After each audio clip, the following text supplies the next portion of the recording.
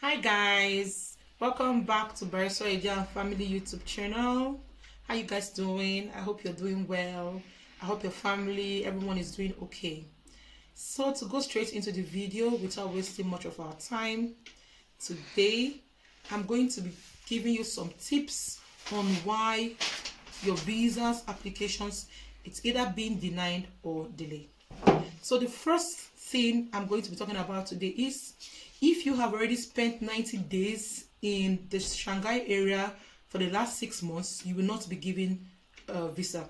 So if you receive a Shanghai visa, you cannot stay in the Shanghai area for more than 90 days in a 180 days period. So if you already spent 90 days in any Shanghai area or country in the last 180 days, then you cannot receive any Shanghai visa.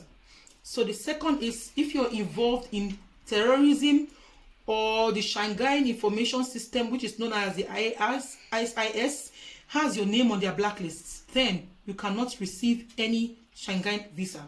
So for those of you who might be wondering, what is SIS? SIS is an information system in Europe for security and border management. So if you're on their blacklist, your name will just pop up in any visa application you go to because of the thumbprint, and you will not be able to get any Shanghai visa. So the next I'm going to be talking about is, for example, your visa has expired. You were issued a visa to travel. You've stayed more than the duration you were granted your visa. Let me say you were issued a 3-month visa, and you ended up staying 1 year or 6 months, and you now go back again to apply for a visa. Your application will be rejected because the one they've gave you before, you did not meet up the requirement, you stayed longer. And this is also very dicey because in terms of interview, when you go for your interview and they ask you, why did you stay more than the required duration you're supposed to stay? And instead of giving a tangible reason, maybe issues of health, you cannot give any tangible reason, of course, they will reject your visa. So this is why most of the time visas are being rejected. So the next on my list I have here is from some of the reasons why visas have been rejected is non-financial stability. You're not financially stable enough for you to apply for a visa, or the inviting person who is inviting you. For example, if you're married, the inviting person is not financially stable enough to take care of you. Let me say you're married and your spouse lives in Germany or in any Schengen area, and you want to apply for a Schengen visa, and the person inviting you does not have a job, or he has a job that he barely can even take care of himself. So of course your visa will be rejected, your application will be rejected, because they will be like, this person cannot even take care of himself, how can he take care of another person?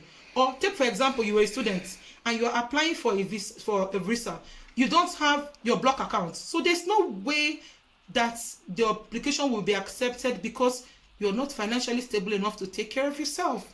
So the next I have on my list is irrelevant documents or incomplete documents. So say, for example, you have lists of required documents you're supposed to bring to your interview, and you go for your interview, instead of you to submit the required documents, you go and submit half documents, or you go and submit fake documents that are not even relevant to your visa application. You're applying for a visa to go for tourist visa. You are now going to submit documents of business visa. So how do you think that both of them tally? So on those grounds, your visa will also be rejected. Say, for example, you're married. For example, you are applying for spouse. This is especially for spouses. On disclosure of your marital status.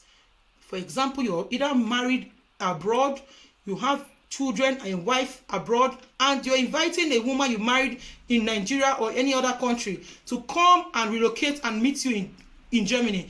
And you did not even disclose to this lady that, look, I'm married and there's no way you can come and meet me. Yet you let the lady go for interview, and then she'll be there deceiving herself, be like, oh, my visa has been rejected. You don't know that this is not the reason. The reason is because no authority accepts 2 marriages when you submit your marriage certificate. So disclosure is very important. You have to disclose to your spouse your marital status. Are you single? Are you divorced? If you're divorced, you need to have your divorce certificate as at the time you're applying for your visa. So this is very important for those people that are married, be it a man or a woman. So don't be deceived, and always make sure you ask on the marital status, because when you submit your applications for your visas, most of the time, especially for married women or spouses, the German government go ahead to verify these documents. And once they verify that, look, the person you're planning or claiming to be your husband is here married and you're in Nigeria, there's no way they're issuing you any visa. So this is very, very, very, very, very important.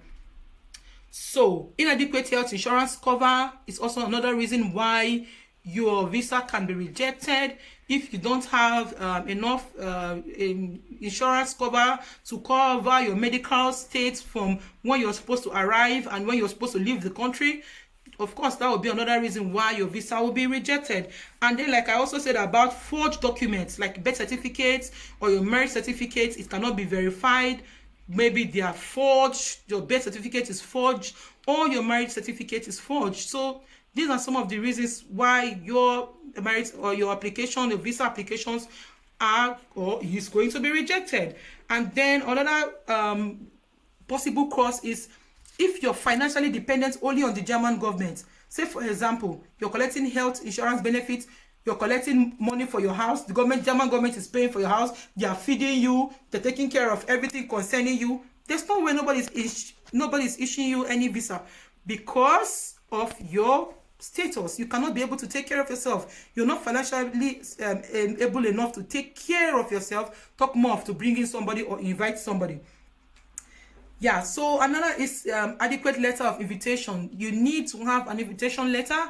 So if you don't have the required invitation letter from the authority or the person inviting you, and you just go and submit your documents without this proper invitation letter signed and stamped by the local office of your invitee, then there's no way they are going to your visa is going to be approved. So for example, let me say your cousin lives in London, or sorry, lives in Germany and is inviting you from Nigeria. Your cousin has to go to the local office in Germany, get a proper letter of invitation sent to you in Nigeria, and then with that letter of invitation you go to the embassy and you apply for your visa. So without this proper documentation, your visa is also going to be rejected. Your application is also going to be rejected. And then so the next one on my list is the necessary immigration status, which has to do with your residence permit. So for example, you don't have any legal residence permit, you don't have your residence permit, be it short-term permit or your permanent resident permit.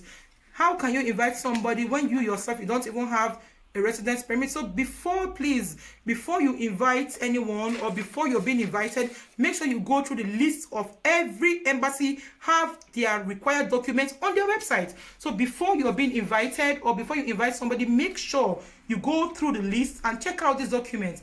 And also your passports. You don't have a valid passport, your valid national passport, your Nigerian passport, or the country that you are from, there's no way you're going to be granted visa without a valid passport. So guys, these are some of the reasons why some visas get denied or delayed, or some visas application get denied or delayed or even rejected. So guys, I hope you enjoyed this video. If you did, give this video a thumbs up and share with your friends, your family, your loved ones, because there are so many people out there that really need this information, and it will be good if you can also share it with them. Remember to subscribe to our YouTube channel, Barrister Eje and Family. Leave a comment in the description box, in the comment section down below, what you learned, or if you have any questions regarding to some of these points I've pointed out. Leave a comment down below, and I'll be very, very glad to listen to you and to reply to your comments. So guys, thank you very much for joining us. We love you.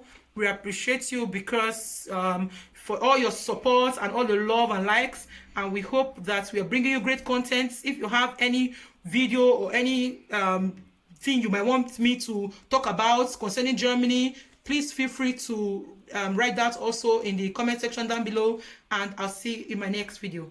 Bye bye.